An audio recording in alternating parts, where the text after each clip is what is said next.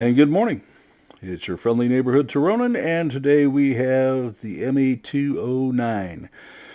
And I really had to discipline myself to get this fighter because I didn't want it. And you should ask why not.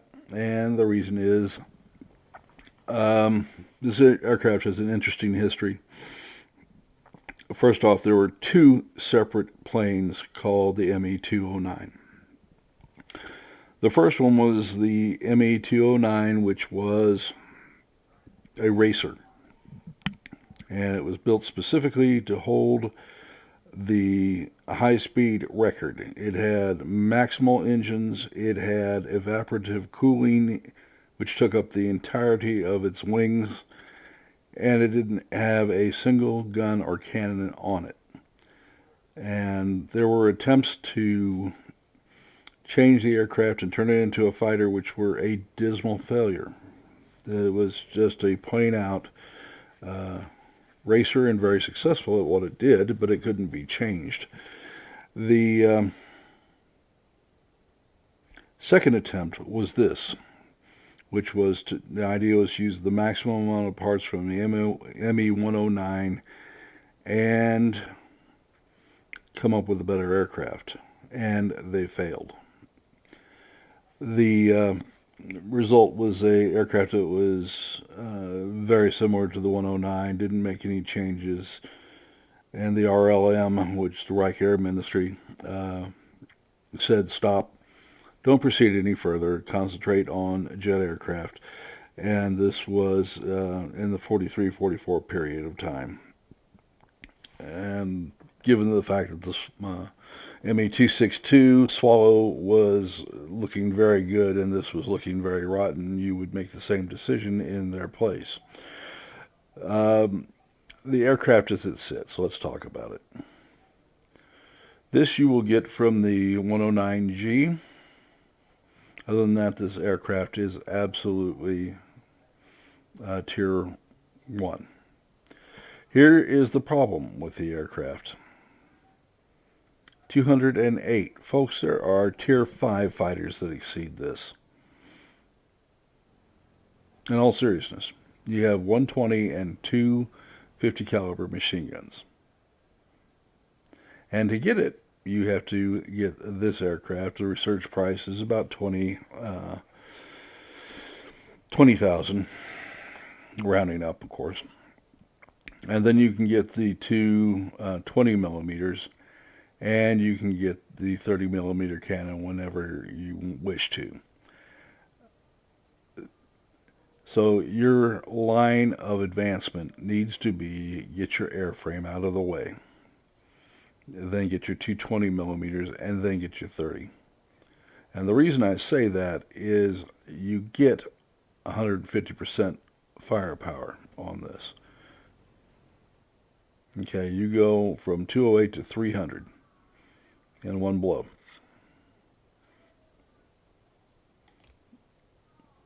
All right. You just have to purchase the cannon. If you retained your 20 millimeters from the earlier, hopefully you did, you don't have to research it. But you have to purchase this, then you have to purchase this, and it's a matter of what you want to do here. The 30 millimeter, if you grab that, you've got a replay of the ME 109G. With the two of them together, you get a pretty awesome upgrade, and then when you finally get this upgrade and this upgrade, you will, and let's go ahead and take a look at that. You'll go up to 472. You're now in P-51 LA-9 territory, speed-wise. When you get this and you get this, all of a sudden you're looking at tremendous amounts of damage. So the other thing I will tell you is that I noticed that the 20 millimeter here heats up very quickly. And so you end up being doing more gun management than you do shooting. So it's a real step back, at least at first. Let's go ahead and take it to battle. If I don't sound terribly happy with the aircraft as it sits, I have gone through 3 battles with this. There's nothing like hanging behind a jet aircraft with god-awful amounts of hit points and following them across the entire map to kill them, which I did on 3 separate occasions. And you hope nobody gets on your tail. Not fun. This is an aircraft that I think you'll like as it upgrades. I think you're not going to like the aircraft until it does. And I'm sure veterans of this aircraft will tell me the same thing. 208 is a horrible output at tier 8 damage output. It's very difficult to deal with.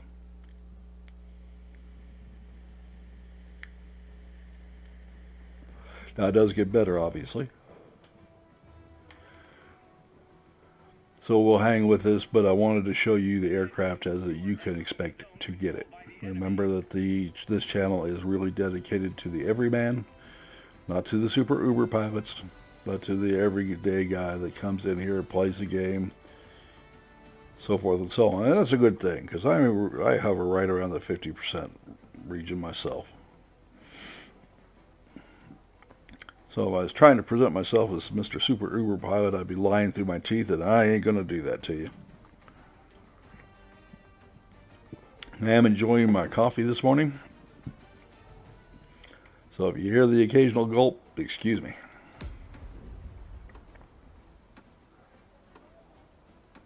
Got to get some caffeine in this system. All right. So there it is. A little slower than I like, much less gunpowder than I like, overheats way too quick. And maybe this time will be different, but I'm kind of doubting it. Alright, let's see where we should go, and we have a tech spot we can grab right away, so we're going to get that. Now, the altitude on this is outstanding. No less than 8,200 feet. You're right up there with a P-51H in that regard. And conversely, you can actually take down P-51s pretty well. They really can't run from you.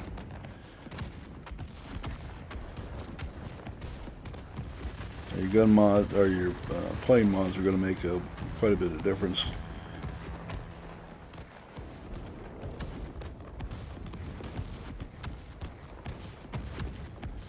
This is a 10-second turn times, again very reminiscent of the P-51H. But the gunpowder, when it's upgraded, will not be.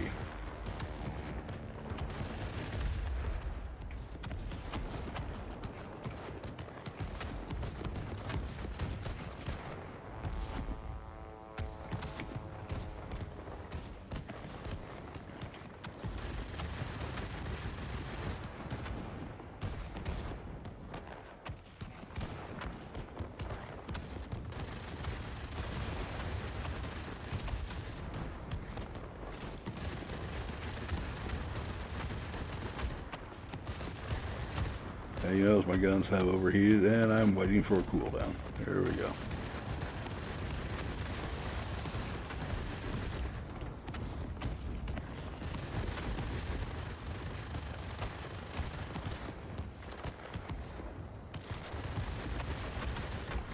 And got an enemy aircraft on my tail.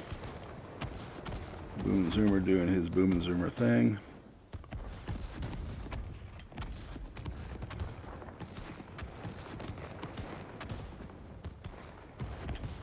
Hoping that will not get on his tail and kill him.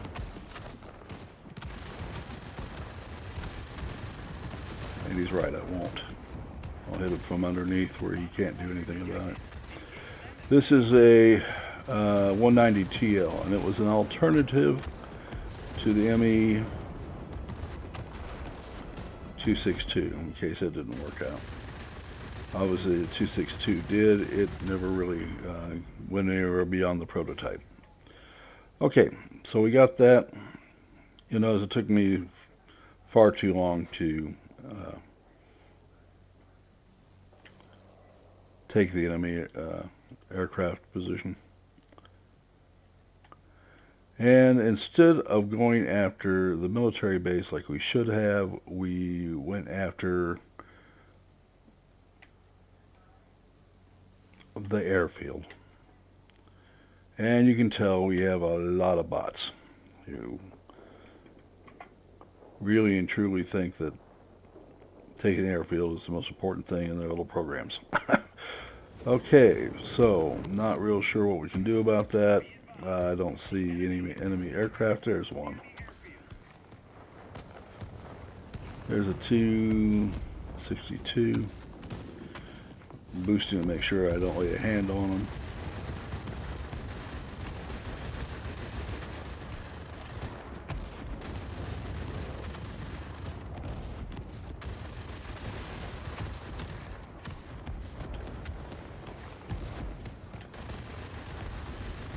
Now 262 has about 100 miles an hour to spare if he's fully upgraded on me.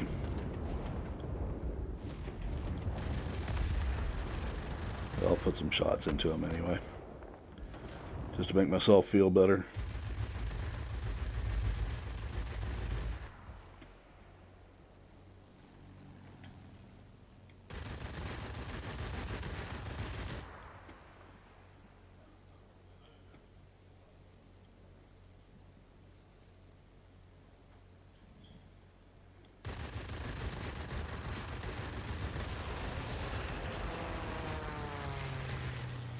And he's obviously deployed his afterburners. I'm not sure that the 262 had afterburners. I'd have to do some studying on that engine.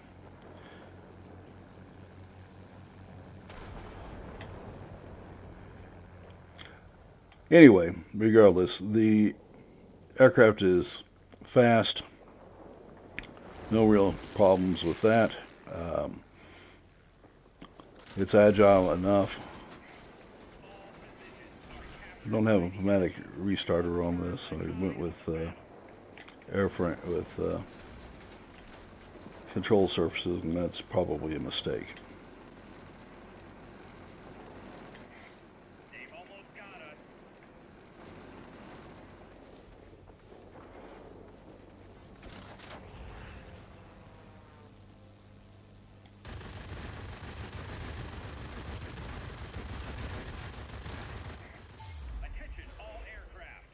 Okay, so if you ever want to listen on how to lose this map very quickly, by all means, go after the center and let the enemy capture your command base and your military base. It virtually guarantees that you're going to lose.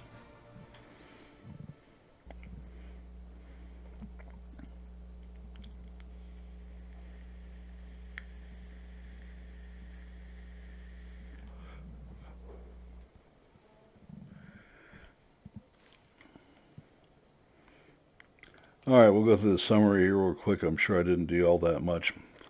It is hard to kill aircraft when you're armed with a pair of BB guns and a 22 for armament.